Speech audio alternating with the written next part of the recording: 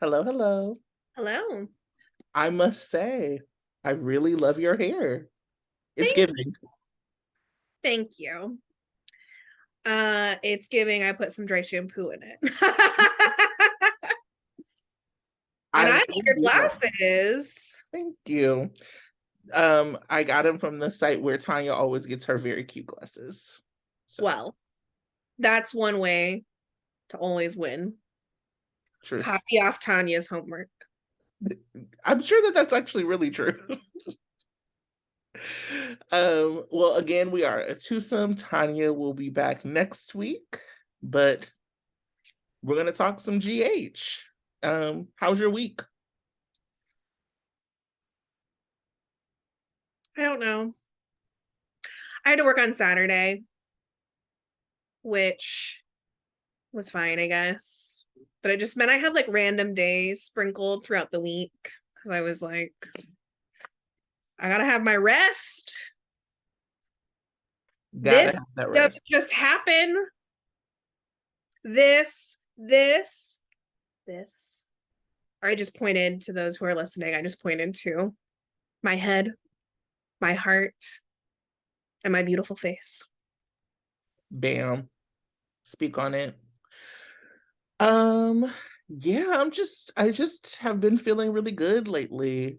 I've been doing some meditating, some writing, some manifesting. Now I just got to get back on my workout plan and I'll feel really good. But it's Same. fine. Woo.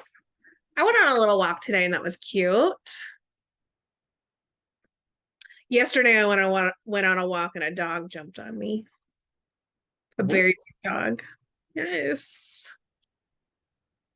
Like friendly jumped on you or I think so. okay. It's just we're just out here. We're just out here. It's like UFOs and me watching Last of Us and being like very sad over a video game show. Me Yeah. earlier, I'm talking to Sandra earlier. I was like, do people just play sad video games? What's going on? Confirmed. Confirmed. Sad, cinematic, narrative driven video games. I'm used to like Mario and Luigi. I'm old. Which there can be a sadness there. No. The archetypal journey of Mario Party. Our boo Pedro Pascal was like on SNL. He like hosted. I watched. Because SNL is just, SNL. But he did a sketch about Mario, like a live action, like dramatic sketch of Mario Kart. And I bet it was moving. I was like, is it too late to replace Chris Pratt? Never. For anything. Just like Pedro Pascal randomly dupe it into like Parks and Rec. Why not? Oh my God, yes. Well, are you ready to talk about this week? I am. Let's Let's do do it.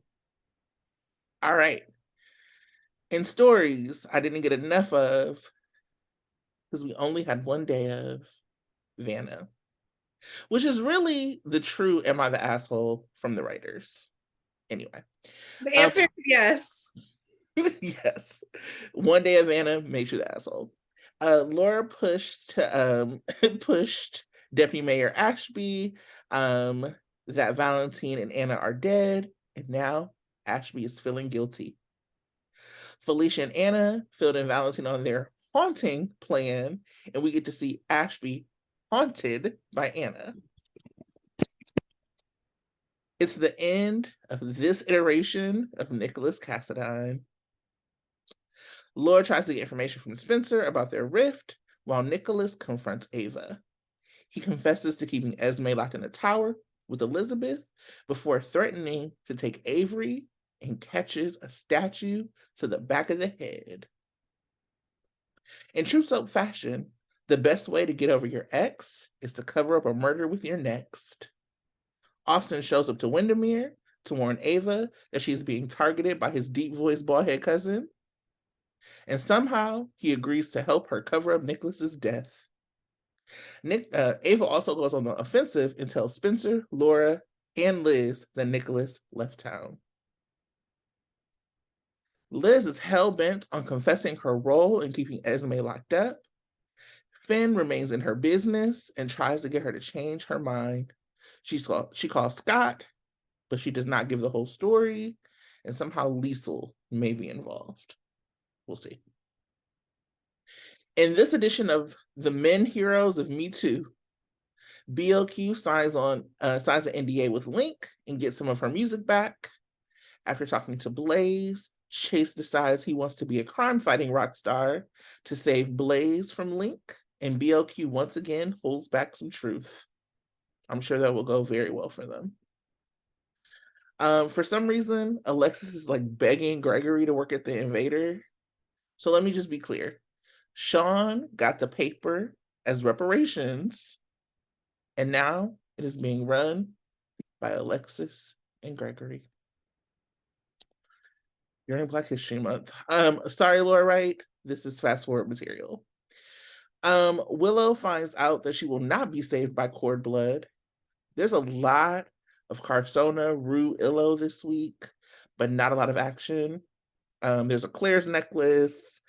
There's some snarky looks, but the biggest thing is Liesel finally decides to get tested as a bone marrow match. So now, tested, Nina, Dante, Liesel. Finally, we get to my favorite, Black Hospital. Portia's fine-ass daddy and fine-ass brother show up to celebrate the Perdit's wedding at the before party. Aunt Stella has bowed out of her officiating duties, claiming to be sick.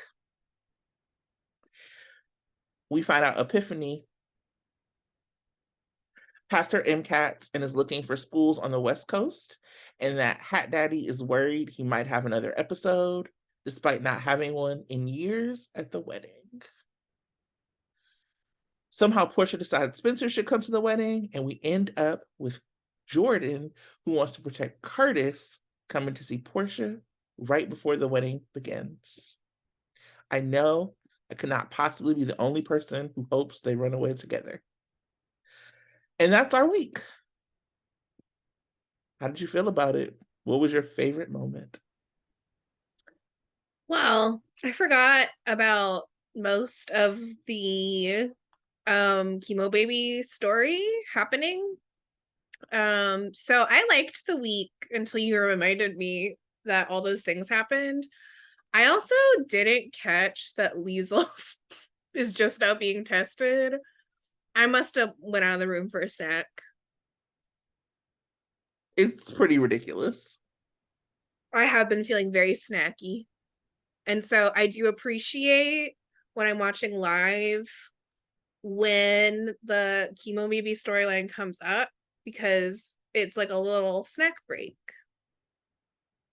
But my digestion was not so great. So that maybe should have let me know that there was a lot of that going on. But, ooh, favorite moment. This was hard because there are actually a lot of moments that I really liked this week. I'm gonna choose the one that gave me the most delight, which was TJ lovingly dragging Spencer. I loved it so much. And I quote, "He has had many screw ups and has zero impulse control." Correct.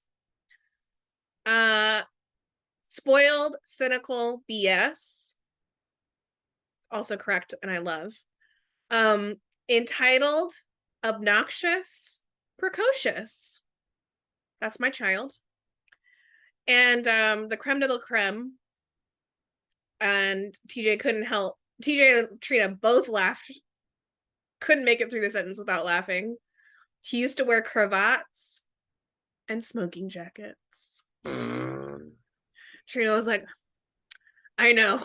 I heard about it and I love him anyway. That's my man, and I'm gonna stand beside him. that's my child and I'm gonna stand beside him. It really just was giving my point of view. Thank you, TJ. And Spencer cares too much and it makes him vulnerable and easy to hurt. TJ knows. TJ knows. But TJ knows that first and foremost, Spencer must be lovingly dragged. That is like the joy of loving Spencer. If I can't drag him, then I can't love him. Yes. I was gonna say TJ and Trina was my favorite moment too. Just like last week, I said that I loved their scenes, and so when it came up, I was like, oh my god, it's for me. I really love the vibe between Tabiana and Taj. I completely believe them as family. Um, and I think that what builds great and lasting soap characters are romantic pairings, family, and friends. Like that is like the mark of like great, long lasting, we remember them forever soap characters. Characters that we still talk about even when they're gone, and we always want to come back. Like those three things are always present.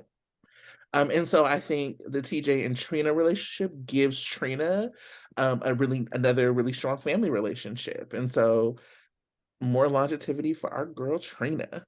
Um, Especially as we know that she's probably gonna have a falling out with Portia after the beautiful buildup this week. And then the conversation also reminds us that TJ has a long history.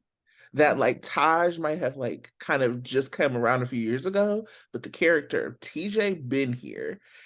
Spencer's been around a long time, and so has TJ, and don't you forget it. So I just really appreciated them bringing that back and being like, even though we might not have seen these characters interact a lot or whatever, like they know each other and they're practically family. And that TJ is going to be that, I think, sounding board and safe place once Sprina happens, because I was really worried that they were setting up Sprina, that Trina was going to just be against her family and like kind of isolated. And I love a relationship where it's us against the world, but I need, some us to be some other people too, because I don't like that toxic shit. So, really loved it. Really love what it sets up. Really love what it means for TJ and Trina. And that's why it was my favorite of all the moments of the week. I also love when Trina ran up on TJ and Molly making out and was like, all right, but when's Esme going to jail? Molly. Oh, and the idea that Molly sat at the table while Trina was like getting railroaded and then is gonna be at this wedding talking about how Esme is gonna get away with it. I'm sad that Trina didn't get to say her piece about it, but I felt the energy coming anyway. Of that. Excuse me. I have something more important. Mm-hmm. While you're making out with my cousin. And that's what I love about Trina. It's gonna be said whether it's said or not. Must, must Trina's be too classy to say it, but I'm not. Fuck you, Molly. Molly, you in danger, girl. You in danger. Who was your standout performance of the week?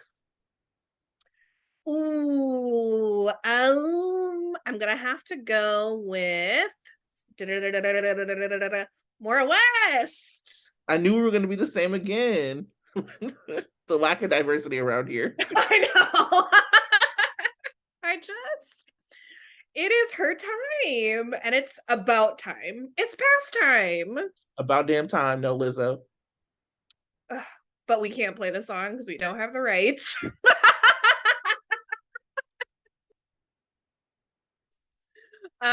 Yes, Maura, well, she had us all over the place.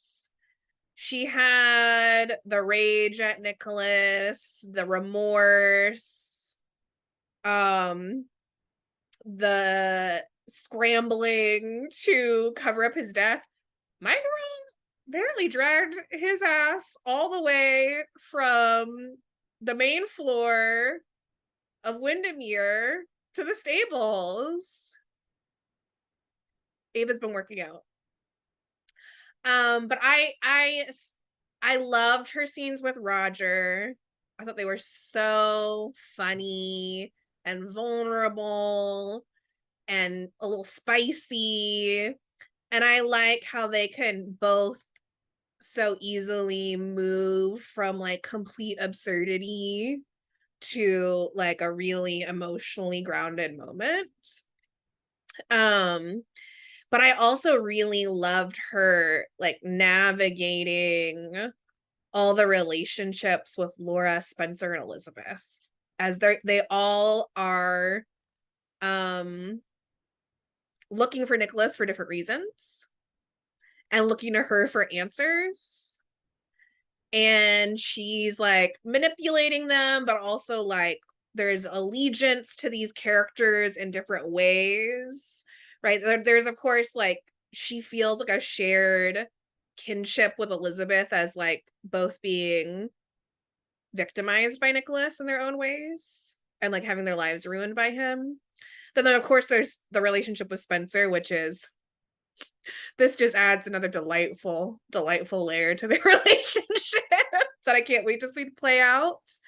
And then I really am looking forward to the fallout with Laura and how much Ava really actually cares about Laura, about what Laura thinks about her. And there's like a motherly relationship between them, but also a relationship between two mothers. So I thought Maura just flaunted her range like the queen that she is. You know, it was Maura Westing, as we say. I think that there was a lot to be said. You know, sometimes when we talk about like great actors, we're like, it's like a tennis match with them going back and forth. And I feel like a little bit of that with Maura and Roger, but it's also something that's a little bit more cooperative with them. I don't know what that game would be, but it's like they're not playing against each other, they're very much playing like with each other. Like you said, to like weave in and out, like you can't actually be against each other when you're like weaving in and out of like emotion and storytelling in the way that they are. And it's just like that. You gave Austin something to do, and he became one of my favorite people this week. Because it's what Roger Howard does. He can be your favorite person if you give him things to do. So he was just like funny. He was like, you know, your super handsome stepson. I was like, did he ad lib that? Because that was ridiculously funny. That's really funny. Just, you know, or him just like being like, we'll talk about why you're so good at this later. Like, you know, just like those moments. We never saw Austin be funny like that. No. You've never seen it. So that's really exciting. And then I just like also give it up again to Jeannie Francis. Like just the like, ooh, I haven't cared about Nicholas in a long time. I've actually pretended that man wasn't Nicholas for a long time. I appreciate Spencer calling him that man. But like she made me just really sad for her loss. She made me sad for like the way she sees their relationship and how she still holds responsibility from like not keeping him during Cassadine Island. Like that's such a throwback for people who haven't, you know, for people who like have been invested in the show for a really long time. While I hate that she feels that way, like I appreciate that it was brought up. Yeah. So Maura, Jeannie, master classes, obviously. The queens. What do you want to see more of, or what's going well, or what's good? It's good. I mean, everything we just talked about. And I would say the new direction of this story ecosystem is working for me, even though like not every individual piece and like thread is quite there, but it's, you know, it's GH. Love the one that you're with. Um, That is actually what Maurice Bernard said in People magazine for the 60th when they asked him about the relationship with Nina. And he said he really likes to love the one he's with. And they were like, you've been in other super couples. And he was like, I would love for Brenda to come back. So Well, imagine. for once, Maurice and I are aligned. I would also love for Brendan to come back. Anyway, he's definitely not what's working for me. I really loved I loved the Laura and Spencer scenes this past week. I agree with what you said about Cassadine Island. It was both, I gotta wish she didn't feel that way. And I think it makes sense given the context of everything that's happening that she would turn to what could I have done differently to have changed my son's fate and like my whole family's fate. And what we actually know is that that wouldn't have like it would have had all these other ripple effects. And it but when you're in grief, that's that the logic doesn't matter, especially over someone like your child. And it does make me a little sad that I don't know if sad's the right word. Disappointed that we didn't get to see Laura hold Nicholas accountable around Esme. I feel like it would have created more contrast to like and given her more organic conflict to grieve about, like, oh damn, I like dragged the hell out of him and now he's gone, or eventually I dead. So that was a missed opportunity, but anytime that you're gonna put like Laura in grief or peril, you're gonna get a great performance from Jeannie. And I liked seeing the contrast between Spencer with Laura versus Spencer with Victor. That Spencer and Victor scene, I was like, all right, my child. Your Victor, Uncle I'm so proud of Victor, you. your Uncle Victor is proud of you. So I need you to like think long and hard about what you're going to do next. I need you to do that, but I know that you're not going to do that because you don't know how to think long and hard about anything. Just short and soft thoughts. Don't go there, Tracy. And so yes, I loved those scenes. I loved the contrast between them. I loved seeing Spencer kind of like masked, right? Like, but you could see like the wheels in his head turning like, perhaps I have made a mistake, but perhaps I'm going to keep going anyway. And also, I just want to lift up Adam Huss as Nicholas again. Every time I watched Ava hit him on the head with the statue, I'd say, great falling, amazing falling, wonderful, great job. No, he did a lot on short notice and really took us on an emotional journey. And so I'm grateful that they actually ended this story with a temp recast, even though I would have found it to be so satisfying to have that other man be hit in the head with a statue. But in the end, I'm glad for the whole like exit storyline to be finished with Adam, who was great. And he brought an emotional gravity to the exit that I definitely would not have felt otherwise. And it creates like a new, I think it makes this new part of the story post his death more meaningful, more interesting, more dynamic. And you know, besides the OG Neva scenes, that last Neva scene was the most I've ever liked Neva. So I was like, oh, these people, they loved each other once. Like I felt that. Yeah, what worked for me this week, I think, was just like the humor that happens between characters. Like GH tries really hard to just be like drama, drama, drama. And I think that sometimes they forget like the levity that we need to like make the drama hit hard. So I loved the scene with like Valentine and Felicia like doing their little dad jokes and Anna being like, okay, we're like it's like one of those things like when you like when your man and your bestie like don't really like each other and then they start like making jokes and you like, wait a second, what's this? That was that vibe, but I really liked it for them. I think there's something that's so great about JPS and what he brings that you forget that he's not a vet. Like when I think of Vanna, I like put them in with like GH vets, you know what I mean? Even though Valentine isn't really.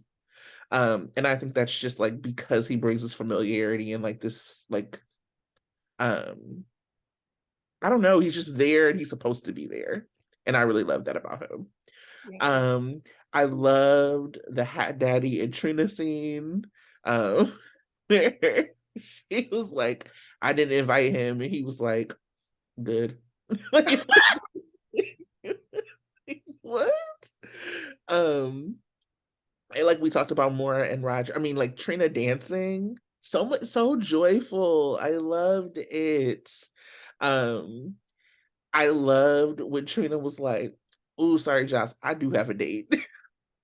And then Spencer walked in, and I thought the moment where he like went to the kind of pre-thing was like really weird. And he kind of like lurked. But what I really loved with it was the difference between him just being like, you know what, I'm not supposed to be here, I'm a bounce, and how happy he was to actually be invited.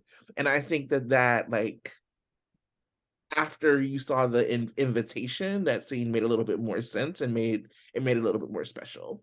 Yes. Um, so yeah, just like all around. I mean, like we talked about how funny the TJ Trina scene was. There's so much seriousness happening. I really love the funny moments. I mean, even though it wasn't supposed to be funny, I did laugh when Nina tried to give Willow that Claire's necklace. And Willow gave her signature move, which is, I can't go anywhere, so I'm gonna turn my back to you in this bed. Listen, I already said I wanted Willow to use her dying breath to tell Nina to fuck off. It will be iconic, queen behavior, if you will. Um, I would stand for 5 minutes. Like I would. Just like I would love it. Um, I'll pause there because I'm gonna start going into what's not working. Um, so what's not working for you? What's not going well? It's not Uh, good. oh Lord. I'm gonna go ahead and go with Chillin and Me Too. Just everything about it was so gross and um unnecessarily triggering. Why are we going through this again? Um the the NDA storyline's so gross. It's so gross. Why are we why are we being forced to watch Brooklyn do this? Why are we? Why are we?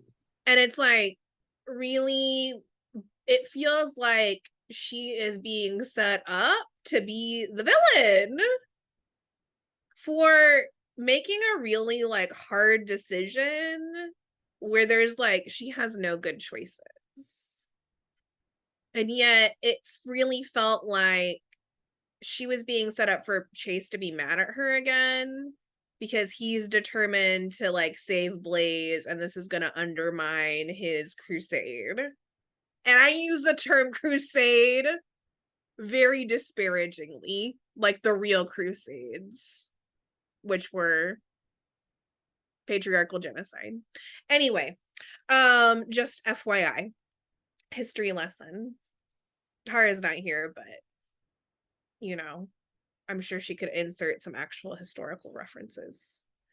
Um, but yeah, the story has jumped every imaginable shark.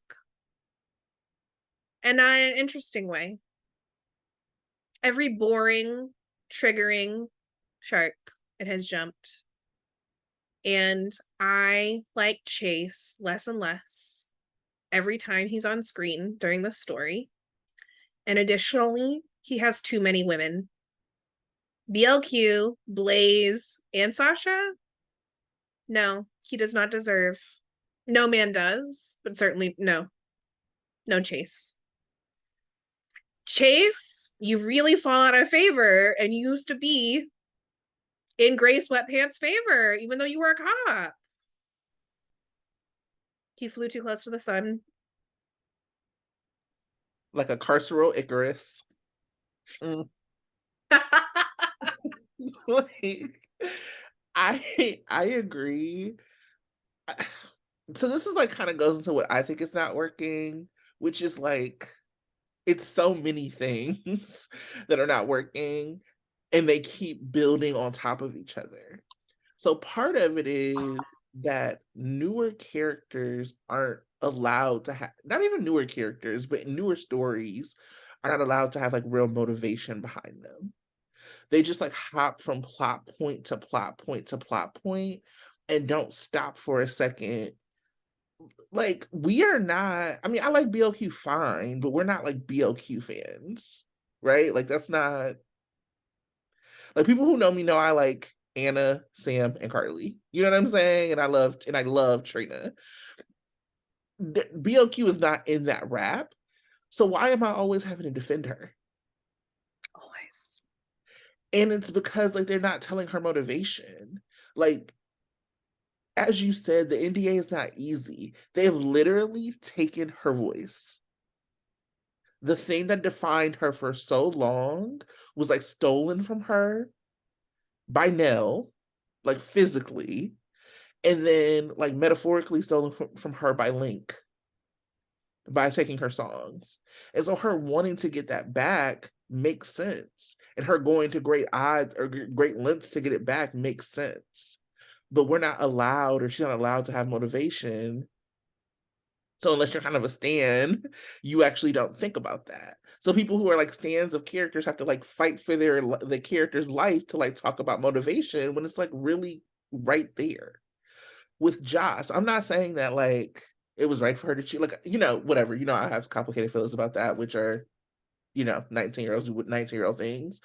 But like, we're not even like tracking back to this being a story of her like having like control of her sexuality.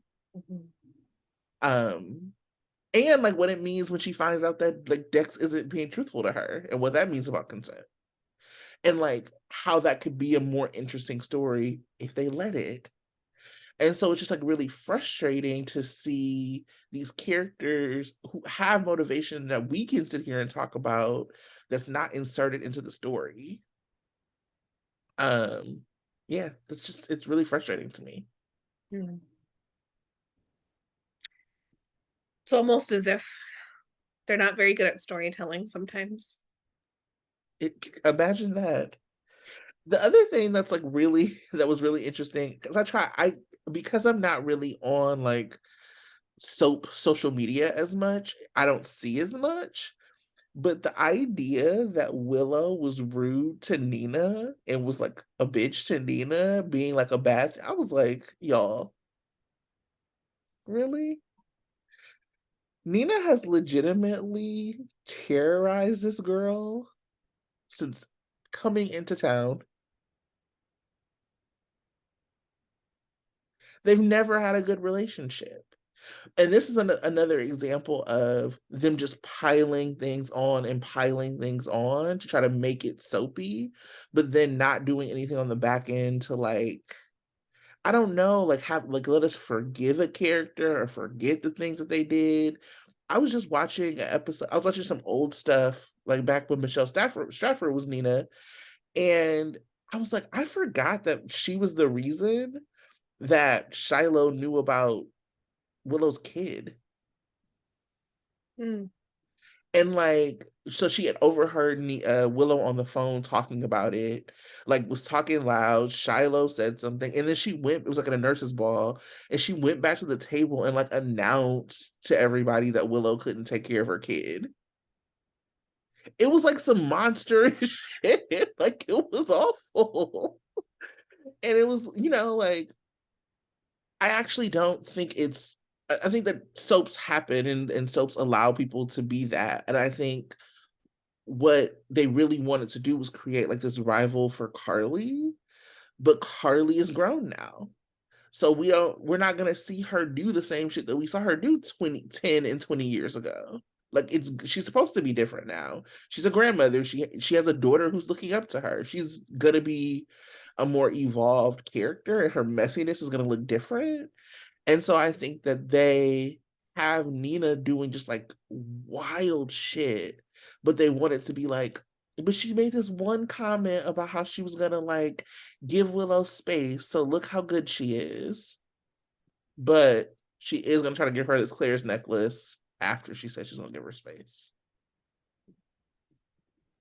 And I know it's supposed to be like a storyline point or a plot point about Liesel, but how irresponsible is it that the whole time that Nina was talking about Willow was my daughter, my daughter, my daughter, but you didn't get like the one thing you could actually do is be like running a drive to like get people to donate bone marrow. You could do that independently. And you certainly should be getting Liesel to do it. And so I don't necessarily know if I think that this is supposed to be a reflection on Nina's character. I think it's just like bad storytelling. But how do you separate like bad storytelling from what's supposed to be a reflection on character? You can't. The characters do what they do. You're right. You're right. The character is who they write the character to be, and it's a collaboration between the writers, the directors, and the actors. So I don't know. You're much more generous than I to think that that story could be interesting with him with to be improved upon. Well, I mean, I just remember like, wasn't it when Danny was sick? They did like a whole bone marrow situation, like a whole drive, a whole like big thing to look for a donor. Wasn't am I remembering this wrong? I mean, they probably did. Oh, but like, how is it like Drew's talking all this shit about having a media company? So you went down to like Malibu, Florida to like talk about Carly's mom's grave, but you didn't like do something about like the lack of bone marrow and how we should all like give blood or whatever it is. Like that's a way you could use it. That was a way you could use it even when you were like looking for Willow's birth mom to like encourage people to like give because you actually don't know her birth mom could be anyone. So the more people you encourage to give, the more like likely you might be able to find a relative match. I just I don't know. Anyway, again, these are like the poor storytelling points that like really frustrate me because I'm just like, what the fuck is going on here? I just dissociate. I don't know. Love the one you're with or something. But I'm not with What? them. I'm not with them. I don't know. And my final complaint, and I know that you feel me, that the chemo baby is like the signature story. So it's like the two signature stories for sweeps are like the wedding, the Curtis wedding, and then chemo baby. When really the signature story should be the Curtis wedding and Vanna. Why Yeah. they like give it to us? This is like, I mean, as shady as I feel about Soap Opera Digest, this is like the couple that won best couple overall from all the soaps in Soap Opera Digest. And we had them from one day during sweeps. What's going on? Give the people, I am the people, what we want. And that's Vanna. Thank you. Thank you. Do you have any hot takes? I do. Um, not much, but I want to start by saying I want Anna to haunt me. Haunt me, Anna. That's how I wanted to start off my hot takes. I would love to just be chilling and then all of a sudden hear Anna Devane haunting me from my car radio. I don't have a car, so I'll need one of those first, but I would really enjoy that. As would James Patrick Stewart. Because I don't know if any of y'all read the Vanna interview and so Harper Digest. I was screaming. I just could not stop laughing because he was being. He was like, I had a crush on her in my 20s. My 20s. I can only think about one thing. JPS. Control yourself. I know you can't. Gemini. I just kept on saying this Gemini is out of control. But I also really empathize because I want Fanola to haunt me. So and apparently Fanola's been haunting JPS for decades. He's like, if you told me 20 years ago that I would be saying, oh, what a great day, because I just had scenes with Fanola.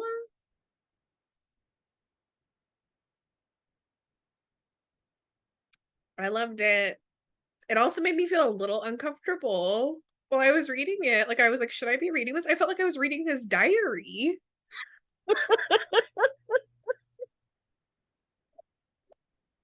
I love, you know what? And this is just the petty in me. I love every time he talks about Vanna getting together. He's just like, yeah, well, Michelle left. Like, what was I gonna do? He was like, I've never been part of a super couple before. Sorry, Valentina fans. And while I have lots and lots of discussion about super couple and what that means and how they don't exist anymore, I was like, if Vanna wants to be a super couple, fuck it, let him.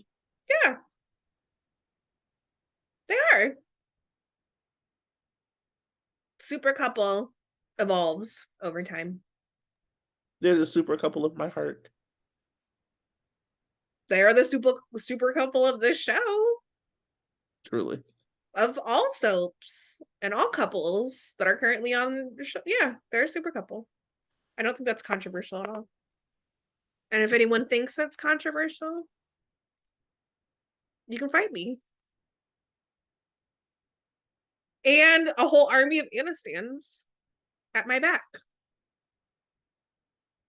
You see, I had to take my glasses off and keep telling people to fight you over Vanna. I was like, you can fight me, but you'd have to fight JPS first. But you know what he would say? I'm a lover, not a fighter, is what he would say. You would say that. And then he'd say something about French kissing. Anyway.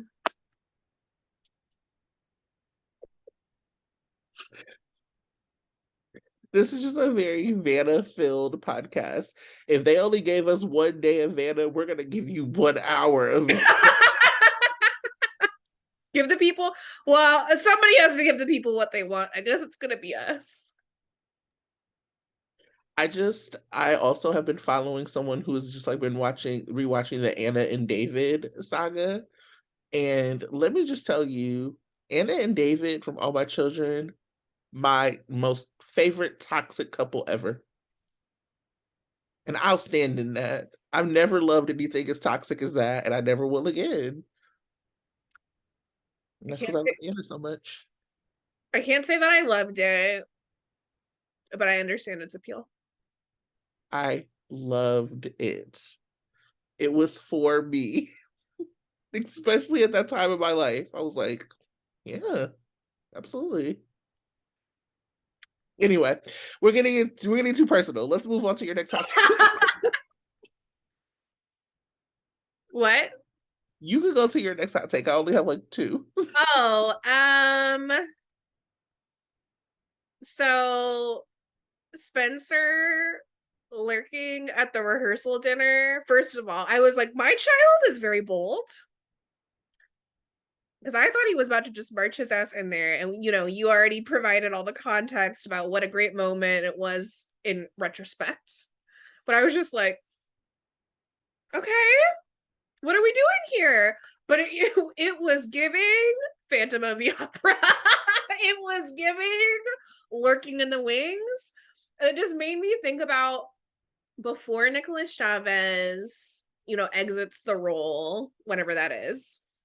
I'm gonna need for them to have like a big time Phantom of the Opera reference. Like, I'm gonna need him to dress up like that for Halloween. I'm gonna need something. I'm gonna need Spencer like starring in a play. Like, I'm gonna need, because he was the lead of everyone. Oh, I remember. So I put my request in. GH. Make it happen. Text me, Frank. Zoom me, Chris and Dan. I have a storyboard already prepared. Mm-hmm. I also want to know, how did he get into a tux and to the wedding so quickly? That was Spencer. It was like he turned into a roadrunner. It's like, oh, my father left town. Oh, I'm so hurt. Wait, Trina? It was exactly that. He was like, I can't believe this man would abandon me. It was like it was like about to get emotional. He said, oh wait, oh Trina, I got to go. I know. He must have had a tux on the launch, okay? Because that man, he got there before Ava. Like, I was like, is it underneath his hoodie? Like, is this a Superman moment? Leave it to Spencer Cassadine to have a tux underneath his street clothes. You never just in know. case Trina called. You never know when you're going to get invited to a black tie affair at a moment's notice. By your bay. Bay. Because when they walked in and she smiled at him and he smiled at her, I said, so we finna stop saying y'all friends, right? These are not friend smiles. And obviously, like, I'm down with my love triangle agenda. the Trask, and Joss. Yeah. Our shared agenda. Joss is like, we're in coordinating colors, okay? Now, why are you stepping on my moment yet again, Spencer? I want more rivalry between Spencer and Joss over Trina. Yes. I also loved Joss being nervous to talk to Laura because of Cameron. And I wanted to be like, oh girl, go talk to Liz about what she's done to Laura's sons and how she's still in Laura's life. You'll be fine. Yeah, like Liz straight up wrecking balled their whole family. And Laura loves her like a daughter. You're fine, Joss. She'll meet Dex and be like, I get it. The chem is the chem. Dex is gonna have chemistry with Laura because it's what he do. Oh, he is. Because Evan's gonna go in there and be like, Genie Francis? I'm ready for this. Just like I was ready for Finola. Listen, he was like, that was what I went to the Jack Zoom, and he was like, that was one of the people he wanted to work more with. I was like, I knew I saw them hard eyes of Finola. Yes. Evan, y'all know Evan got slutty eyes. He be making them slutty eyes at everybody, which is why Max is my other ship. Yes. One of the things I had is, I know Sonny is a clown right now, but he's not so much of a clown that it makes sense to me why Ava didn't call him when Nicholas was threatening Avery. Because I was confused as to where Avery would actually be at the moment. She clearly wasn't at Windermere. So like Nicholas would have had to like leave and get somewhere All you had to do was call Sonny and be like, Sonny, this fool trying to take our daughter. And then you wouldn't have had a problem. Sonny would have had a problem. But I guess narratively, this is better, obviously. Yeah. But it's just like, I was like, where do Avery be at? The attic. Right. It was just like how gross it was that he basically called Donna to like make Nina feel better. I was like, did you have a nanny drop her off to like see Nina? And then Okay. Carly had to take care of her anyway. Classic. Also, new Donna is very cute. So cute. I will stop calling her useless Kirsten baby. I don't know that I will. You can be cute and also be a useless person, baby. True.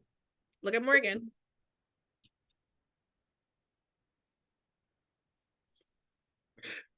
JK, Morgan was of much use for absurdity and histrionics and sleeping with Ava. Because you remember Most inappropriate times. I had stopped watching, so I didn't know anything about this. So I come back to watching the show and I'm like, oh, everybody, look at this, look at this. I was like, Sandra, where's Morgan? And you were like, oh. Well, once upon a time, there was someone named Denise. No, just kidding. We won't go there. How do they do her like this? This is why we were talking about this. This is why Roger is Maura West's reparations. They have done too much to Maura. Okay, she deserves. They made her have that inappropriate chemistry with Julian. They put her through Denise DiMuccio. Like they made her carry Markowitz for years. Roger is her reparations. Give my girl her new scene partner, and a new amazing story because she deserves. You know, they already have a great foundation. Like you said, every great relationship starts with hiding the body of someone's ex-husband. I love it.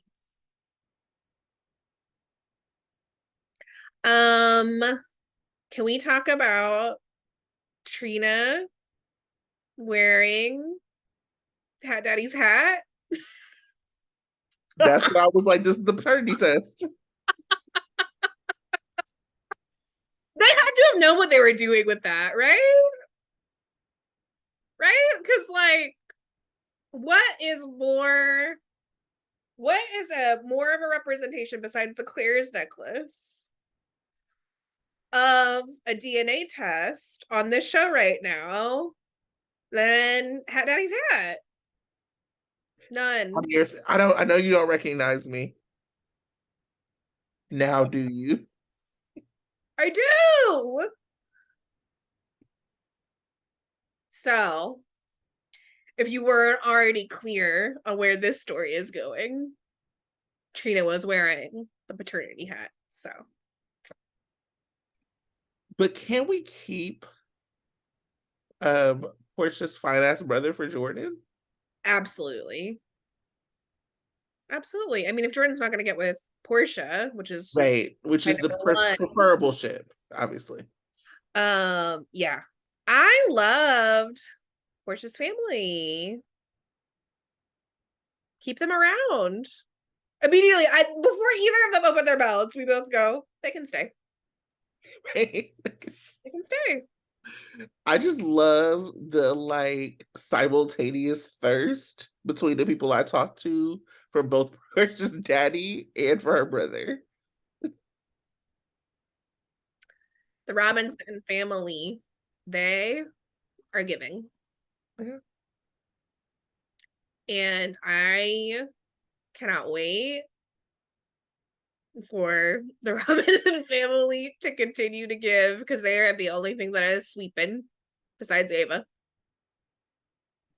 I'm also like, damn, is this gonna get is everything gonna get laid out in front of Laura?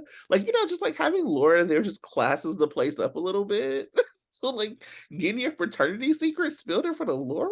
Oh, Um, yeah. you know, There is something different about Laura being in the room when mess happens. You're like, oh.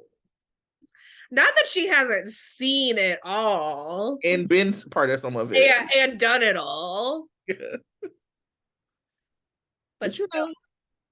she's she's just like, you just can't be messy in front of Laura. But apparently you can. Apparently you can because we're about to see it. I feel like the only other thing I really had was Fizzle. Nobody wants this. Slash poor Cam. His mom really wants to go to jail. Yet again, I did not note a poor Cam trending when it was clear his mama was trying to hop into a jail cell. Okay, Couldn't I even go to don't jail fast enough. I don't even understand it. She's just like, yeah, jail, straight to jail. Like the episode of Parks and Rec, straight to jail. Liz, what the hell is wrong with you? this And then is you about to do it without telling your family? You're not gonna sit down and have a meeting with them? You're just gonna be like, sorry, uh, Jake, I know you've been through a lot, but Cam will raise you now. And Cam and your sleepovers will raise you now. Like, well, is Jake even gonna get that? Because he wasn't in the picture of the boys that she keeps like looking at. I'm like, where's Jake? he has his own individual picture. Well, I guess he is the liaison baby, so I also am just like, Liz, this is not even close to being the worst thing you've ever done. Like, sure, you like kind of held a pregnant woman hostage, pregnant girl, teenage girl, who was impregnated by your ex slash BFF, who is a grown ass man, old enough to be her father. But lest we forget, what about when you hid Jake Doe's entire identity and tried to marry him? I think that was worse. That's like the worst thing Liz has ever done. I know I'm a dream shipper, so maybe I'm a little biased, but I thought that was the worst thing Liz ever did. As a Jay Sammer, I agree. Because at least when she hid, Happened to J Sam, but it happened to Sam, and it happened for J Sam reasons. And then the second worst. at least when she held back the paternity, Danny's paternity, she only did it for like a day. Yeah. It was like the Jake Doe stuff went on for months. For like a year almost. It was hard to watch. Or I'd be like, Liz, we just went through the Niz and LNL2 love triangle. Like, anyway, enough talking Out about. with AJ. Ugh. Ooh, now that was punishment. That was punishment. I wasn't even gonna bring it up, but I am. So I have a digital copy. I guess I'm gonna have to try to venture into the world and get like a hard copy of the GH 60th anniversary, the People 60th anniversary. I guess I'll have to go out and get one. Anyway, they they did like this thing with Liz or with Becky, and they asked her like who her greatest loves were on the show, and she said Lucky and Jason.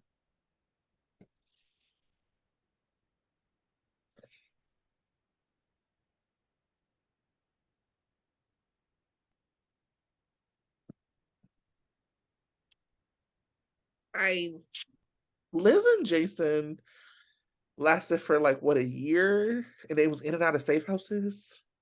I That's your love? Okay. Again, I'm a Jay Sammer. I try to not be shady and restart Dick Wars because who needs to? Jason's true love is really a tunnel. But, you know, the shipper in me, the OG shipper in me is like, okay. It's not my word, so. I know that, and I appreciate that about you. I appreciate your neutrality. It's very necessary because I was very much not neutral. I was on the front lines of that Dick War. Um, whew, message board days. I'm happy to say I've never been on the front lines of any Dick War in any way, real or real. Mhm. It was rough. It was rough out there. Shout out to my fellow soldiers. Oh. Anyway, moving on.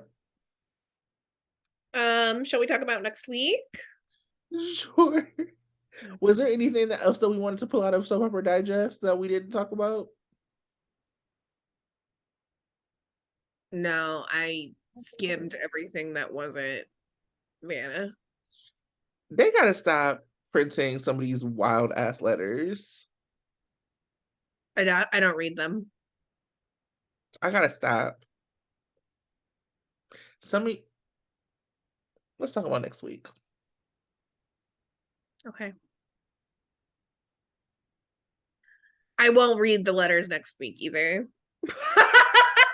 No, that's good. You know how I feel about hearing people's opinions. I do.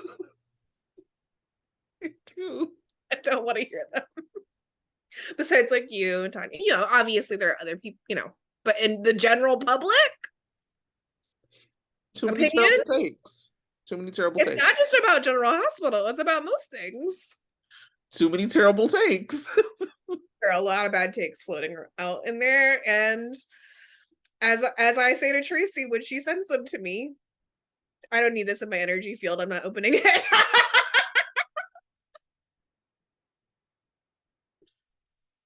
I am a character of myself, and I'm okay with that. Okay, so next week, will we be swept? Time can only tell.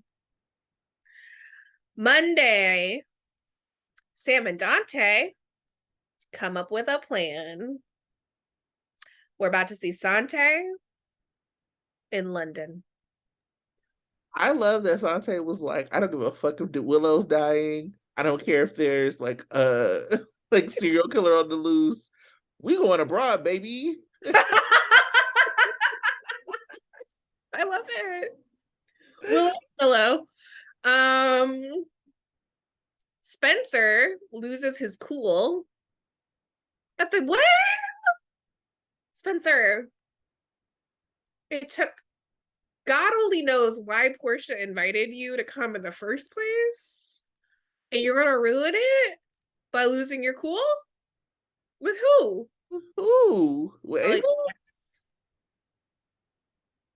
I think Dex is gonna be there at some point.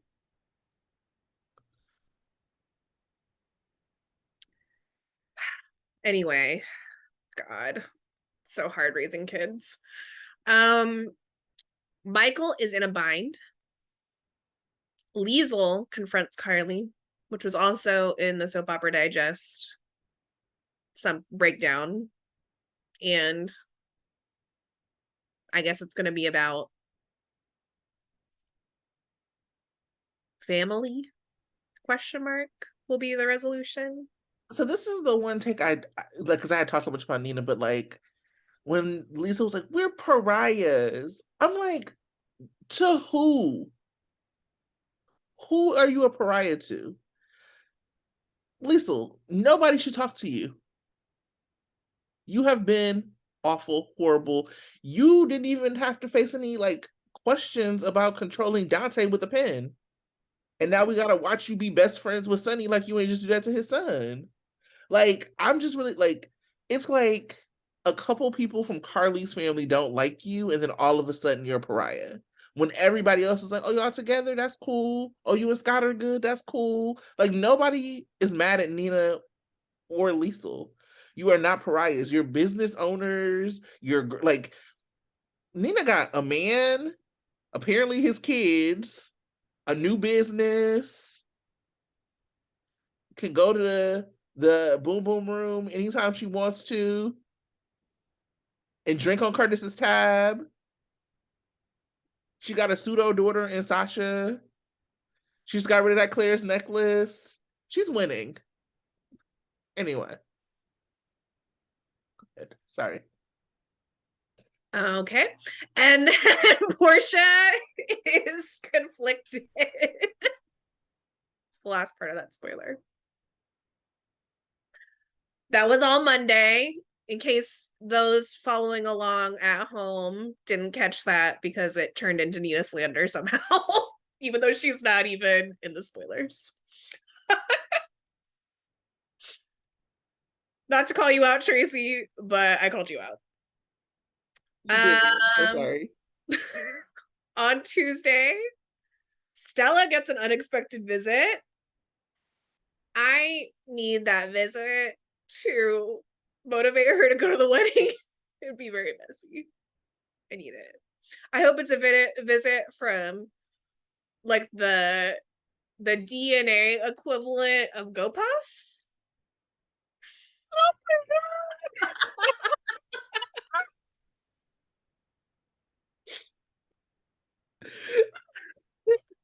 Please. I need it. Portia makes her decision. Trina has a hunch. Ryan sees through Heather. Dante and Sam follow a lead. Is that 2 Sante days in a row? Oh, and get ready for it, because on Wednesday, Sam and Dante get a break in their case. Yes, that's 3 Sante spoilers in a row. Oh my god. Ryan makes a bold move. Laura overhears distressing news. Trina's suspicions deepen. Ava briefs Nina. Thursday, get ready, Tracy. Nina and Joss have words. Look at the self-restraint. Austin and Ava are interrupted. Finn tries to distract Liz.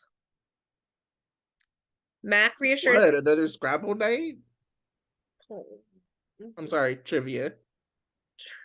Scrabble. I'm sure. I think they're at the wedding. But it's probably not sex, because they haven't done that. Mac reassures Felicia. Dun dun dun dun. Sonny is called away on mob business. I wish it was called away. Like, that's what I'm manifesting. Sonny is called away to the island. And he crashes on a mysterious island called Nixon Falls. And he gets eaten by a smoke monster. It's like Lost. Mm-hmm. If only. Friday, Spencer is alarmed. Victor issues urgent orders. Anna and Valentine grow concerned. Laura is gobsmacked. Mac gets a chilling reception. Dun dun dun. Interesting. It's Ryan. Well, that would be interesting anyway. That would be sweeping to me. Oh my god. Because like, don't they have they've acted as if a lot of people are going to be killed on Cassadine Island, or at least more than one. Mm-hmm. So are they gonna kill Mac? No, they're not gonna kill Mac. Maybe Mac's gonna find someone who's been killed. Are they gonna kill Ryan? Ryan? No.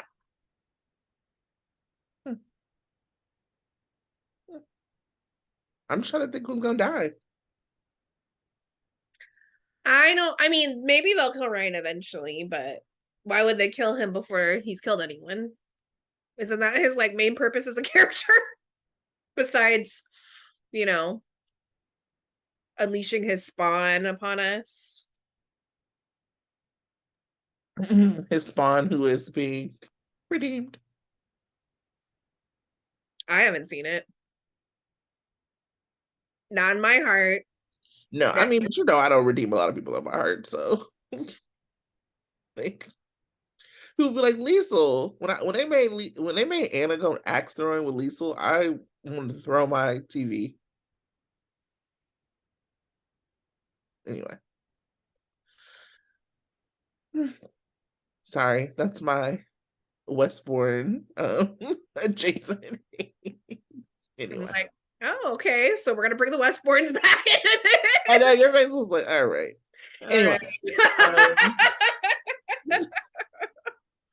well, I'm looking forward to the wedding and how they stretch that out over a week, and also Sante. They are going to get featured for 3 days in a row. I'm so excited to see them together. I know they're going to be really cute, and I am excited to see how whatever they find ends up like connecting back to Port Charles. And I'm hoping that then means that they are like front and center in Port Charles. Please. More Sante, no more Fizzle. Yes. It's a very small request. It's not good. It's not giving. But you know who always gives? Sante. Yep. They're like taking like a couple fishes and loaves and feeding all of us.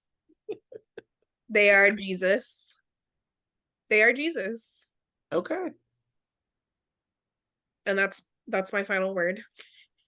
What else is there to say? Today is Jesus. You heard it here first. You heard it here first. And it won't be the last time I say that either. Get ready for it next week. All right. Well, actually short episode. Hope you enjoyed this episode. Like I said, Tanya will be back next week. Hit us in the comments. Let us know what you think. Talk to you next time. Bye.